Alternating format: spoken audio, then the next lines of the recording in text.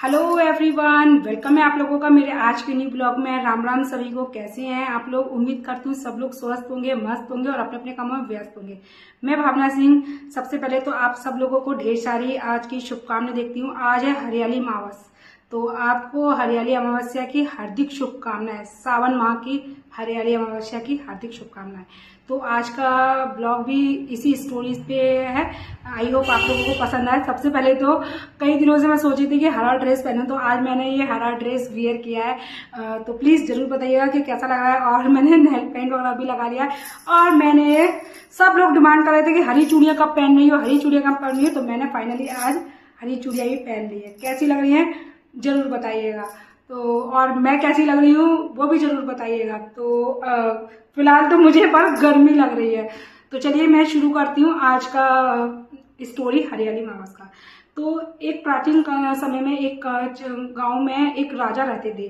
वो काफी बहुत बड़े मतलब राजा थे, बहुत बड़े सम्राट था उनका। और उनके बहुत मतलब पूरे में उनका बहुत जय जयकार था। तो उनकी जो पुत्र वधू थी वो मतलब जो मिठाई वगैरह खाने का बहुत ज्यादा शौकीन थी। तो एक बार क्या हुआ था, उनके बहुत सारी जो आयोजन वगैरह होते रहते हैं उसमें बहुत सारी मिठाइयाँ आई थी। तो वो मिठाई का वो थाल जो होता है वो पुत्र वधू अपने कमरे में ले जाके उस मिठाइयों को चोरी छुपे खाने लगी। और चोरी छुपे उसने खा लिया। और किसी ने जब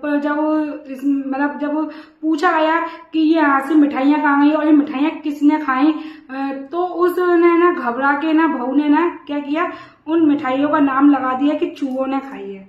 तो चूहे वगैरह थे, उनको बड़ा गुस्सा आया कि मतलब कितना झूठ बोल रही है इनकी पुत्र वधू, कितना झूठ बोल रही है।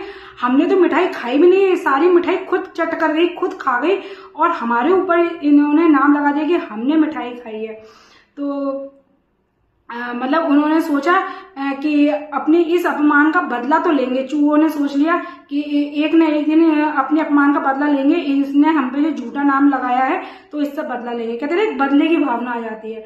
कुछ टाइम बाद ना महल में एक आयोजन था। तो बहुत सारे ना बाहर से ना अतिथि लोग आए थे। बहुत सारे लोगों का आगमन हुआ था जो वहां पे उनके यहाँ ठहरे थे। तो जो उनकी जो पुत्र वधू थी, तो मतलब कल की जो सभा थी उसके लिए उसको तैयार होना था। तो उसने अपनी ना रात को जैसे हम तैयारी करके रख देते ना, तो उसने रात को ही अपनी साड़ी वगैरह सब कुछ निकाल के रख दी कि मैं सुबह उठूंगी तो इस साड़ी को पहन लूंगी इसको। और तो चूहों ने क्या किया ना, उस साड़ी को उठा के ले गए। और उस साड़ी को उठा के ना जहाँ पे जो अतिथि लोग रुके थे ना उनके कमरे में ले आके उन्होंने उस साड़ी को रख दिया और वहां पे उस तरीके से उसको फैला दिया चूहों ने। तो कहते हैं ना कोई ऐसी बात होती है तो एकदम हवा की तरह, आग की तरह फैलती है। तो वो जब सुबह हुई तो जब वो बहू उठी तो उसने देखा कि उसकी साड़ी कमरे से गायब थी। तो उसने पूछा, फिर बाद में हाहाकार मच गया कि मतलब पुत्र वधू की साड़ी दूसरे के अतिथि के रूम में मिली। उसके चरित्र पे सवाल उठ गया, उसके चरित्र पे, उसके कैरेक्टर पे उंगली उठ गई। लोगों ने मतलब एक बवाल सा बना दिया कि उसकी साड़ी उसके कमरे में क्या कर रही थी, मतलब उसके चरित्र पे दाग लगा दिया। तो राजा ठहरे थे, उन्होंने बिना कुछ सोचे समझे अपनी पुत्र वधू को घर से निकाल दिया। वो घर से निकल गई। उसके बाद में वो एक छोटी सी जगह पे जाती है और वहां पे अपनी छोटी सी कुटिया बनाती है और वहां पे पूजा करने लगती है। और साथ ही में पास ही में एक पीपल का पेड़ था, उसी पीपल के पेड़ के नीचे वो आराम से बैठती है, पूजा करती है और दीप जलाती है। वैसे तो आपको पता होगा कि जो अमावस का जो दिन है वो पितरों के लिए भी बहुत ज्यादा होता है, पितरों वगैरह की भी पूजा की जाती है। सभी को ये ज्ञान होगा, सभी को नॉलेज होगी। तो वो ना वहां पे दीपक जलाती थी पीपल के पेड़ के नीचे और पूजा याचना करती थी, जिसकी वजह से ना वहां पे पीपल के पेड़ के वहां पे ना आसपास एक ना दिव्य रोशनी का प्रकट था, क्योंकि वो दिल की अच्छी थी, पूजा पाठ वाली थी वो। तो एक दिव्य रोशनी का मतलब उजेला उसके चारों और आसपास, इतना हरियाली, इतना पॉजिटिव मतलब वातावरण था कि जो भी कोई अगर वहां से निकले ना तो उस दृश्य को देख के, उस जगह को देख के एकदम आकर्षित हो जाए।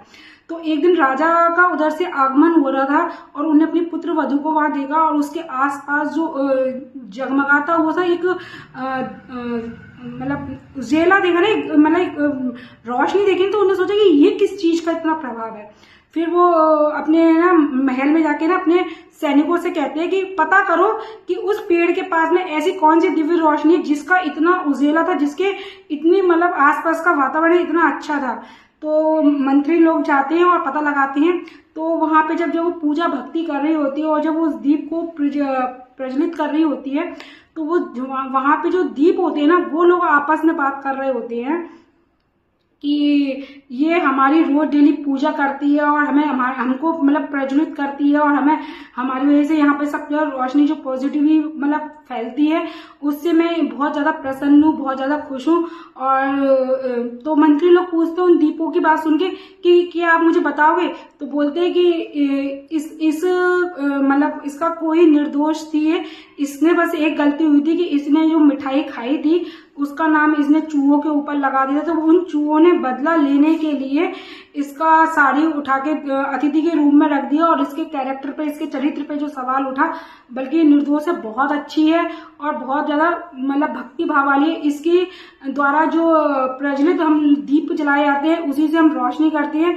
तो मतलब पीपल के पेड़ की भी आप लोगों को पता होगा, पीपल के पेड़ पर लोग दिए जलाते हैं, तो पीपल के पेड़ की बहुत महत्ता। उसकी पूजा और भक्ति से एक मतलब ना, किसी की पूजा भक्ति आसपास का वातावरण बहुत पॉजिटिव हो जाता है, एक दिव्य रोशनी होती है, बस वही दिव्य रोशनी होती है। ये बात जाके सैनिक राजा को बताते हैं, तो राजा को बड़ा अफसोस होता है, बहुत मतलब अंदर से शर्मिंदगी महसूस होती है कि उन्होंने एक बार भी अपनी पुत्र वधू से नहीं पूछा था कि क्या बात थी, और उसको देश निकाला दे दिया था।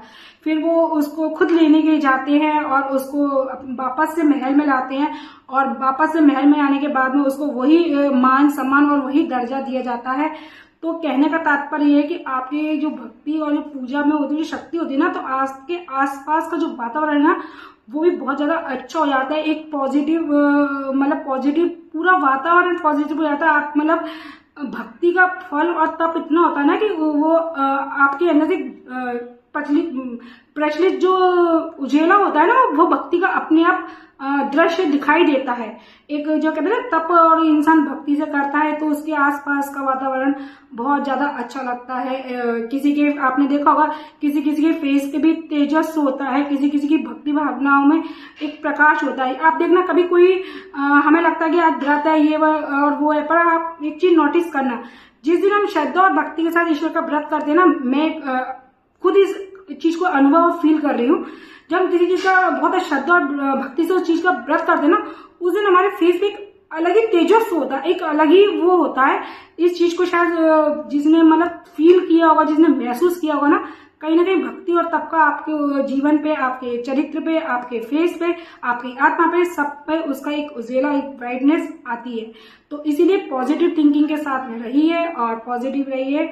और आई होप आप लोगों को मेरी ये हरियाली अमावस्या की कहानी पसंद आई हो। सावन माह की एक बार फिर से सब पे भोले बाबा की कृपा बनी है। सावन का महीना चल रहा है और सावन के महीने के आप सब लोगों को बहुत बहुत हार्दिक शुभकामनाएं। आई होप आप लोगों को मेरी ये कहानी जरूर पसंद आई होगी, कमेंट में जरूर बताना। और बहुत गर्मी लग रही है और मेरा ये ड्रेस कैसा लग रहा है, ग्रीन ग्रीन ग्रीन। वैसे मैं साड़ी पहनती, पर आज साड़ी नहीं पहन पाई क्योंकि मैं आज ऑलरेडी बहुत लेट हो गई थी। तो आई होप अच्छा लगा। और मेरा ये देखो, मैंने मैचिंग का नेल पेंट भी लगाया है, मुझे मैचिंग, और मैंने मैचिंग का ईयर रिंग भी पहना है। तो कमेंट में जरूर बताना कि मैं और मेरी स्टोरी आप लोगों को कैसी लगी। मैं भावना सिंह मिलती हूँ अपने नेक्स्ट ब्लॉग में। तब तक के लिए सभी को बाय बाय। जय श्री राम, जय श्री राम, हर हर महादेव।